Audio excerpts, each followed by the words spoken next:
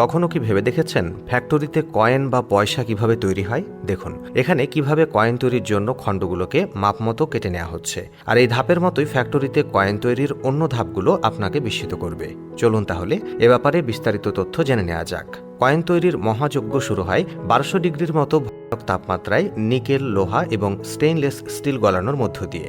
হাতে যখন ধাতুগুলো গলে তরলে পরিণত হয়, তখন একটি সলিড বারে এগুলোকে ঢালা হয়, আর সেখানে এই তরল ধাতু শক্ত হয়ে বারের আকার ধারণ করে। পরের ধাপে একটি কম্প্রেসার মেশিনের সাহায্যে এই বারটিকে বারবার উচ্চ পর্যায়ে চাপ দেওয়া হয়। ওই চাপে কয়েন যতটুকু পুরু ততটুকুই পুরো ধাতুর পাত তৈরি হয়ে যায়। তারপর ওই পাতকে একটি মেশিনে ঢুকিয়ে দেওয়া হয়, যেই মেশিনে গোল গোল চাকতি থাকে।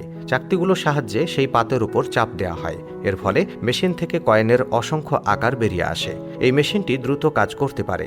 এটা এতটাই দ্রুত কাজ করে যে আধা ঘন্টায় এটি প্রায় 27,000 কেজি কয়েন কাটাতে সক্ষম। বার থেকে কয়েনের কাঙ্ক্ষিত আকার বের হবার পর সময় এসে গেছে ডিজাইন করার। এই লক্ষ্যে একজন গ্রাফিক্স ডিজাইনার আলাদা আলাদা কয়েনের জন্য আলাদা আলাদা নকশা তৈরি করেন। একটি কয়েনের জন্য তিনি মূলত দুটি ডিজাইন তৈরি করেন, একটি পজিটিভ আর একটি নেগেটিভ।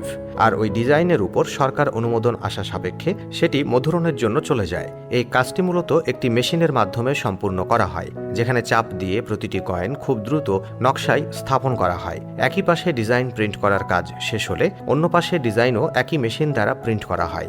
এই মেশিনে মিনিটে 720টি কয়েন প্রিন্ট করতে সক্ষম। প্রিন্ট করার কাজ শেষ হলে প্রতিটি কয়েনকে আলাদা আলাদাভাবে পরীক্ষা করা হয়। কোনো ত্রুটি থাকলে সেটিকে পাঠিয়ে দেওয়া হয় বাতিলের খাতায়। আর এভাবে বাছাইয়ের পর লাখ লাখ কয়েনকে ওই দেশের কেন্দ্রীয় ব্যাংকে পাঠিয়ে দেওয়া হয়। আর সেখান থেকেই কয়েনের মাধ্যমে ভারী হয় আপনার পকেট। আজকের ধাতব মুদ্রাটির ধারণা অবশ্য একদিনে আসেনি। ধারণা করা হয় সভ্যতা বিকাশের আনুমানিক 6000 খ্রিস্টে মানুষ বিনিময়ের প্রয়োজন অনুভব করতে শুরু করে। তখন থেকেই বিনিময় প্রথার প্রচলন। পরবর্তীতে বিনিময়ের পরিমাণ নিয়ে তৈরি হওয়া সমস্যা সমাধানের লক্ষ্যে নির্দিষ্ট কিছু নিত্য প্রয়োজনীয় দ্রব্য বিনিময়ের মাধ্যমে স্বর্ণ এবং রৌপ্যের অলংকার ব্যবহার করে প্রয়োজন মেটাতে থাকে। এরপর সমস্যার সমাধান না হওয়ায় মানুষ সার্বজনীন একটি বিনিময়ের মাধ্যমে প্রয়োজন অনুভব করে। তখন কিছু দেশ ঢালাইকৃত স্বর্ণ মুদ্রা এবং কিছু দেশ রৌপ্য মুদ্রার প্রচলন শুরু করে। পাশাপাশি সঠিকভাবে দ্রব্যের মূল্য নির্ধারণ করা যায়। এরপর কালের বিবর্তনে ধাতব মুদ্রার পরিবর্তে বিশ্বজুড়ে কাগজের নোটের প্রচলন শুরু হয়। বন্ধুরা, আজকের এই ভিডিওটি যদি আপনাদের ভালো লাগে অবশ্যই জানাবেন। ভিডিওটি বেশি বেশি করে শেয়ার করে দিন।